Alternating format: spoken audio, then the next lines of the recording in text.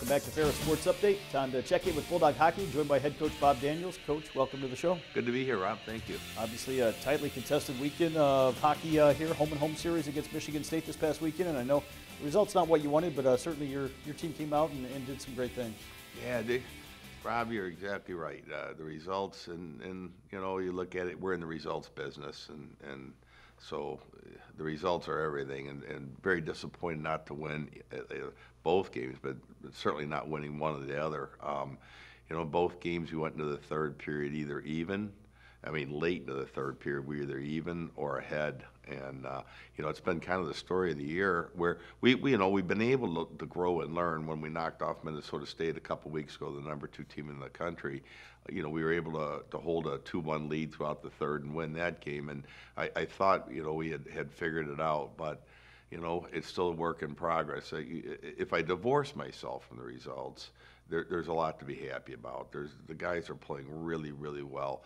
We're just showing some immaturity as a team in being able to take these leads, or at least a tie that's late in the game, and convert those into wins. And you know, I know this week in practice we worked on that today extensively, where you know we just worked on holding a 1-goal lead inside of 5 minutes, and so hopefully the experience we're gaining in these situations, you know, will start converting into wins.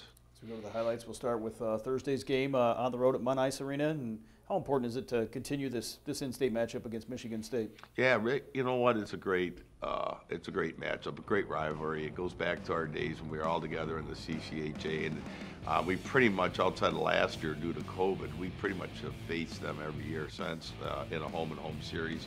It's wonderful too because of the fact that proximity-wise, it's easy for us to get there. We can get there in under 2 hours. They can get to our place in under 2 hours. And both our current conferences, you know, the geographic footprint's pretty big. So when you can play non-conference games and then have it be a rival like this, an in-state rival, it means a lot. Now in this game here, Rob, there's not a lot of chances. Both teams were really stingy defensively. You know, even that right there, we're able to block it. Here we shoot wide, but we have a pretty good chance. But really, the scoring chances were pretty minimal. I thought probably in the entire game we had a slight edge in scoring chances. Shots on net were 26-22 in our favor. You know, to go on the road and hold Michigan State to 22 shots on net, you know, it's a big deal. There was a good chance they had where it was just miscommunication between our goalie and our defenseman. Obviously, this game, not a whole lot of penalties called. Neither team had a whole lot of power play opportunities in this contest. No, we had 2 power plays. They had 1. So, you know, it was a very well officiated game, very well played game by both teams. You know, I think from a fan standpoint, you know, it's a perfect road game for us. You know, no scoring, and the crowd's kind of out of it. But from a fan standpoint, they probably want to see a little more scoring, or even scoring chances. There was very few for either team.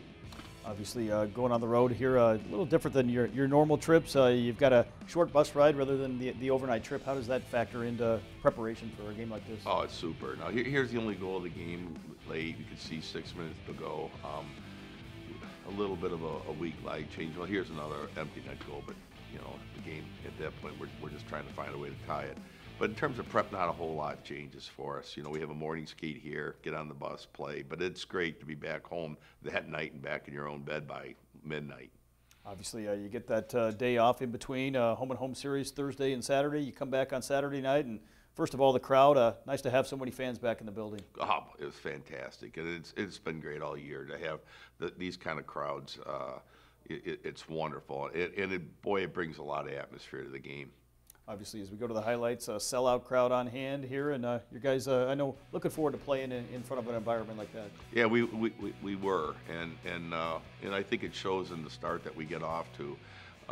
You know, again, in the first period, it wasn't a ton of scoring. We get the only goal in the period, but you could see the scoring chances were much greater for both teams. There's more shots on net. I think in this game, you know, once again, we outshot them, and we probably outchanced them in the game. Their goaltender, DeRitter, had a really strong game for them, and was able to keep them in the game. There's our first goal of the game on the power play.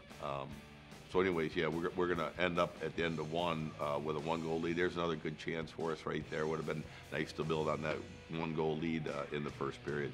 That one goal lead from Drew Cooper, and you come out in the second period and obviously continued to really generate some chances here against Michigan State. We did, and I thought the second period was a superb period for us. We were down in their end for sustained action, which twofold. One, it keeps obviously the puck out of our end, gives us a better chance of scoring, but there's no better defense than being down the other team's end of the rink. Here's another power play goal we get to go up 2-0.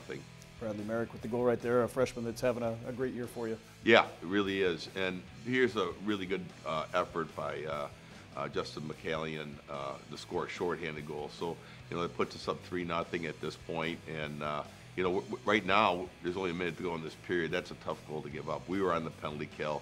Not a great, bounce there. Actually, it was a good kill, but it was a bobbled puck and it went right on their guy's stick. This is where we start, here we are, right around the 6-minute mark again. That's one Loganstein would like to have back. We're not going to go through the rest of the game without giving up a shot or two. There's a good goal. We were screened, and then we're back on our heels here, and they get the late one to win the game. Obviously, some chances for your team as well to add some more goals in that third period. Now you put that one behind you, and you certainly have to do it quickly with the return of CCHA action starting this weekend. Yeah, we're in a decent position in the CCHA right now at 500. If we can start stringing some wins together in conference, we can find ourselves moving up the standings. But I don't want to turn the page quite yet this week from that series. There's a lot of lessons to be learned, and we've got to convert those games into wins, Rob. Obviously, this weekend against Northern Michigan and a Wildcat team that's certainly had some success here in recent years. Yeah, they have. Grant has done an outstanding job with the program. I think last weekend they split with Michigan Tech. They won at Tech, which is very hard to do, but they came home and weren't able to secure the win there. But, they're a 500 team. They're playing well.